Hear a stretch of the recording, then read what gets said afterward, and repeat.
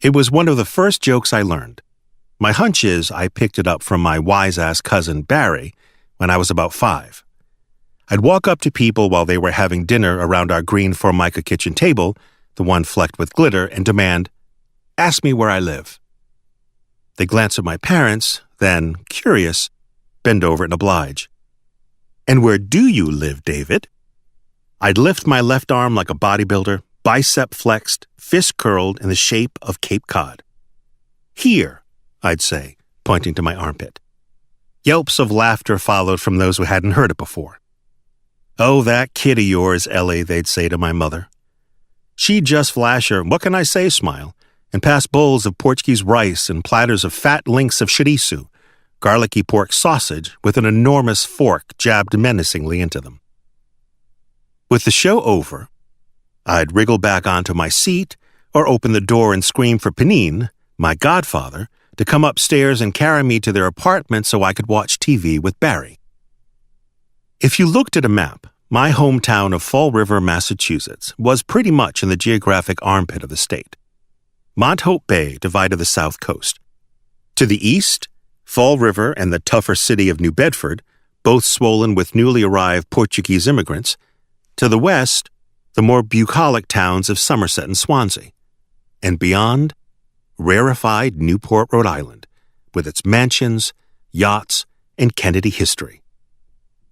At the time, I found the joke hilarious, because anything with butt cracks and burps and armpits was funny. It would be several years before it took on a different meaning. I grew up in a sliver of the city called Mechanicsville, which was so inconsequential it was swallowed up by the sprawling and far more regal-sounding North End. On our block of Brownell Street, we kids were indistinguishable.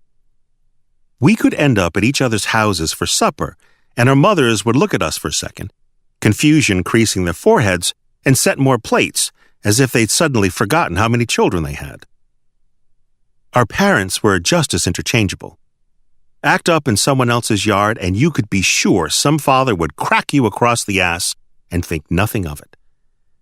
But if a kid from another block began wailing on one of us, all our mothers would fly from their porches, haul off the intruder, and shout down his mother until she and her kids slunk away. It was understood. We were children of the neighborhood, and playing in our slice of the city, which bled into the rocky Taunton River, we didn't know people spat out words like Portuguese and greenhorn as a way of insulting our parents and making them feel small. Hell, we didn't even know there was anything other than Portuguese, which meant we didn't know how to be ashamed. Television showed us that. I don't remember a time without TV.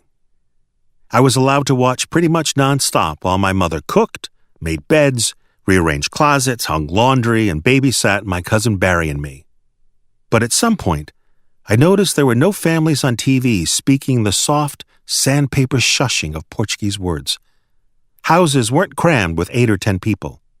No kid was ever forced to eat salt cod or octopus stew that seemed to take on a pulsating purple life in the bowl. Fathers weren't carpenters, and mothers certainly weren't fat.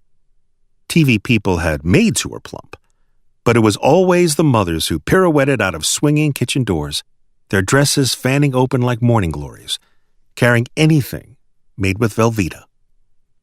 We didn't even have a door to our kitchen. What we did have was whole apartments filled with the aroma of pungent garlic and sweet onions slowly melting in big pans. Refogado, my maternal grandmother, Vovó Costa, would tell me its name, urging me to repeat it. Refogado. Meat so smoky, I could hold my fingers to my nose hours later and still smell it. My mother singing, soft and trilling, as she swayed to the radio while cooking in our narrow kitchen. And after dinner, all 8 of us draped over the furniture in my godparents' parlor. On the wall, watery flickers of Abbott and Costello running from Frankenstein, as my grandfather, Vu Costa, hauled out his wheezing projector and played his favorite movie for us, yet again.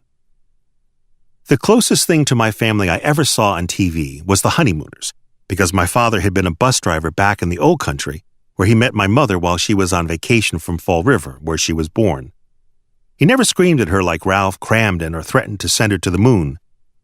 But we did have a family friend, Pesky, who wore T-shirts and vests just like Ed Norton. While TV shows made it clear we weren't like others, commercials taught me how we could be.